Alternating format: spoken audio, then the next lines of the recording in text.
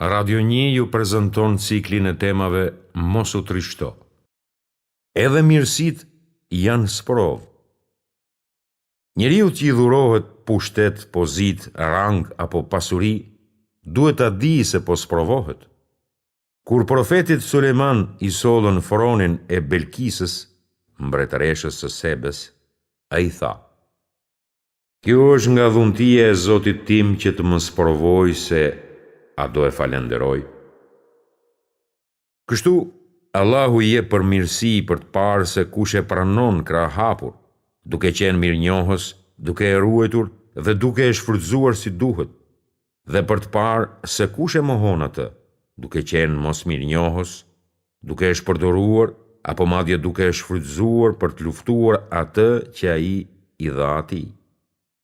Atëherë duhet kuptojmë se mirësitë janë sprova prej Allahut. Nëpërmjet disa prej tyre, mirënjohja e falenderuesit shihet qartë, ndërsa mos mirënjohësi del sheshit. Gjithashtu duhet të mbajmë mend se Allahu na sprovon në kohë të mira, si edhe në kohë të vështira. Kurse njeriu, kur Zoti i tij e sprovon duke e nderuar dhe begatuar, thot: "Zoti im më ka nderuar." Por kur për ta sprovuar ja pakson furnizimin, ai thot: "Zoti im më ka nënshmuar." Thesaret e përhershme. Thesaret e vërteta janë ato që njeriu merr me vete në përjetësi. Islami, imani, veprat e mira, xhihadi dhe pendesa janë të gjitha shembuj të thesareve të tilla të përhershme.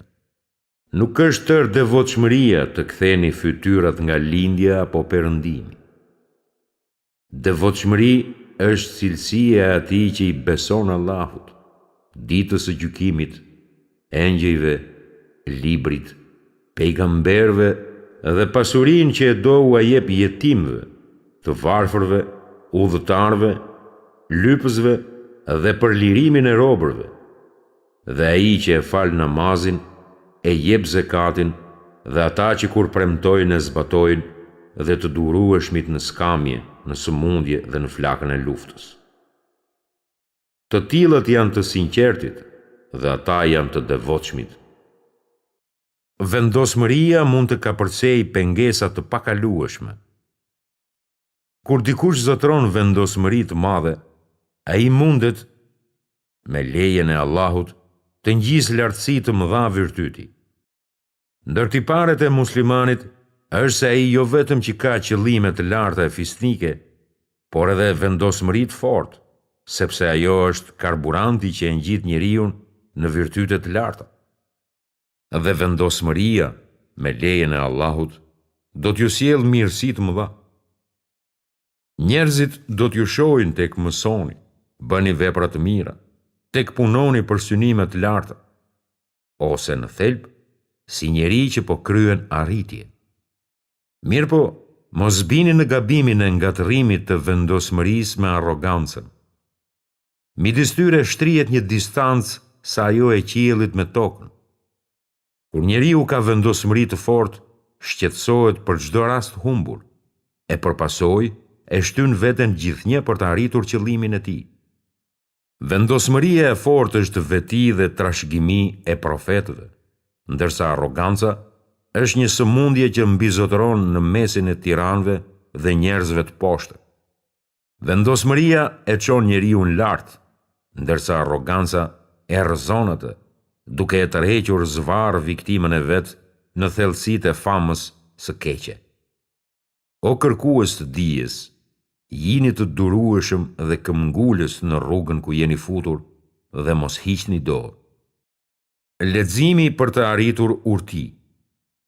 Një nga aktivitetet që i sjell gëzim shpirtit është leximi dhe soditja e thënieve të urtëve.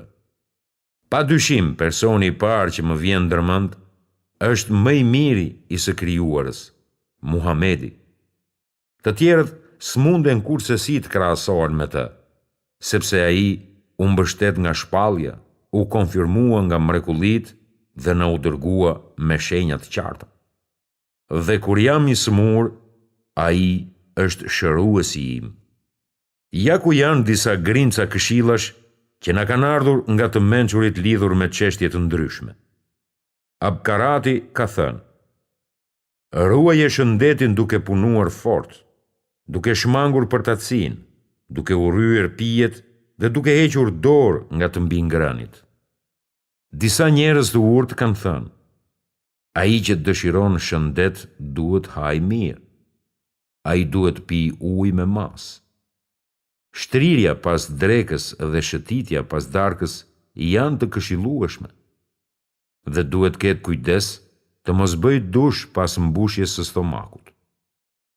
El Harithi ka thënë: ai që don të qëndrojë dhe nuk ka qëndrim të përjetshëm, duhet të drekojë dhe darkojë herët. Duhet ketë veshje të lehtë dhe të minimizojë kontaktin me gratë.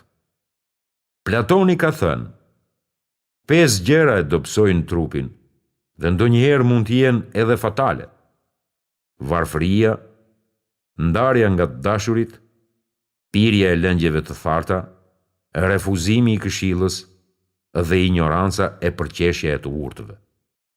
4 gjëra e dobësojnë trupin: të folurit e tepruar, të fjeturit e tepruar, të ngrënët e tepruar dhe seksi i tepruar.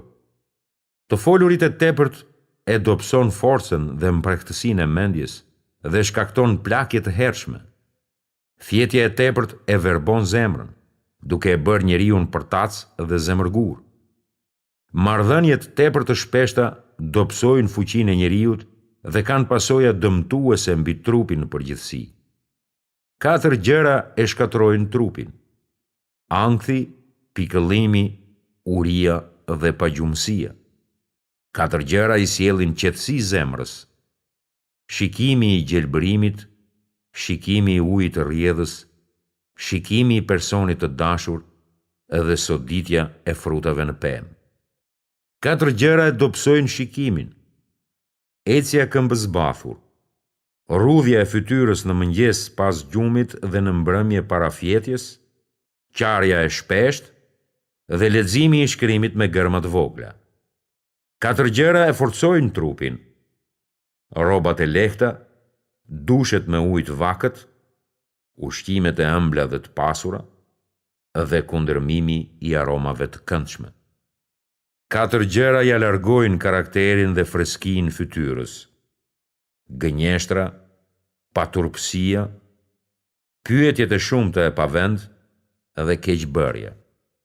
4 gjëra i sjellin nur fytyrës: ndjenja e dinjitetit, përmbushja e detyrimeve, bujaria dhe devotshmëria.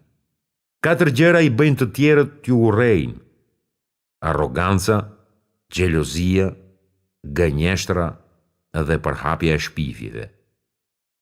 4 gjëra ju alehtësojnë ardhjen e furnizimit: ngritja natën për namaz, pendimi pas mesnate, dhënia e shpeshtë e lëmoshës dhe përkujtimi i Allahut në pjesën e parë e të fundit të ditës. 4 gjëra ju apengojnë ardhjen e furnizimit: fjetja në mëngjes, mosfalja e shpeshtë e namazit, përtatësia dhe tradhtia.